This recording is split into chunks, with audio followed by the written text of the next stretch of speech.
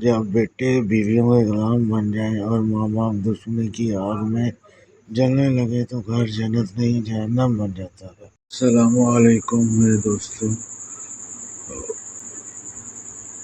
جذباتی کالم۔ ماں باپ دنیا کی وہ عظیم نعمت ہے جن کی محبت اور دعا زندگی آسان ہو جاتی ہے۔ وہ ہستیاں ہیں جو اپنی نیندیں قربان کر کے اولاد کے سکون کے لیے جیتی ہے، اپنی بھوک مار کر بچوں کے پیٹ بھرتی ہے اور اپنی خواہشات دبا کر بیٹوں اور بیٹیوں کے خواب پورے کرتی ہے۔ مگر افسوس، وقت بدلنے کے ساتھ ساتھ انسان کی سوچ اور ترجیحات بھی بدل گئی۔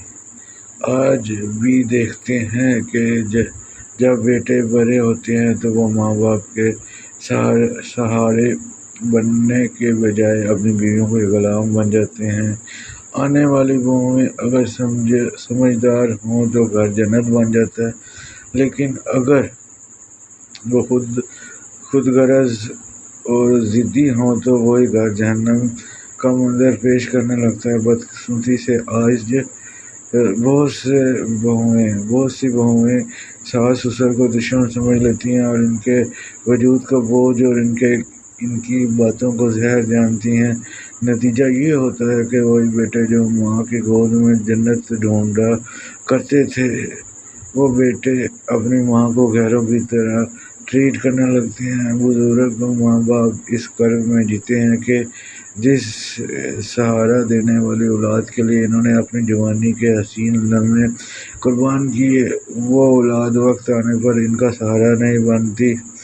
اور بیٹے بھی جب بہنوں کے حقوق دبانے لگے، جب وراثت بانٹنے کی بجائے چھیننے لگے، جب دعاؤں کے بدلے بدتمیزیاں دینے لگے تو ماں باپ کے دل خون کے آنسو روتے ہیں۔ یاد رکھو، دنیا مکافات عمل ہے۔ آج اگر ہم اپنے ماں باپ کو رلا رہے ہیں تو کل ہماری اولاد ہمیں رلائے گی۔ اگر ہم ماں باپ کو تنہا چھوڑ رہے ہیں تو کل ہمیں بھی بڑھاپے میں تنہائی کا سامنا کرنا پڑے گا۔ یہ دنیا ایک کھیتی ہے، یہاں جو بویا جاتا ہے وہی کاٹا جاتا ہے۔ اگر ہم نے نافرمانی، بے ادبی اور ظلم بویا ہے تو ہم سکون، محبت اور عزت کا پھل نہیں کاٹ سکتے۔ اولاد کا اصل حسن والدین کی خدمت اور بہنوں کا احترام ہے۔ بیٹے اگر اپنی بیویوں اور ماں کے درمیان انصاف کر لیں تو اگر بہویں ماں باپ کو اپنی دوسری ماں سمجھ لیں تو گھر جنت کا نقشہ بن سکتا ہے، ورنہ یہی گھر جہنم کی صورت اختیار کر لیتا ہے۔ اے بیٹو، یاد رکھو، تمہاری کامیابیاں، عزتیں اور روزی سب والدین کی دعاؤں کا صدقہ ہے۔ اگر ان کی آنکھوں میں آنسو ہیں تو تمہارے نصیبوں میں سکون نہیں ہو سکتا۔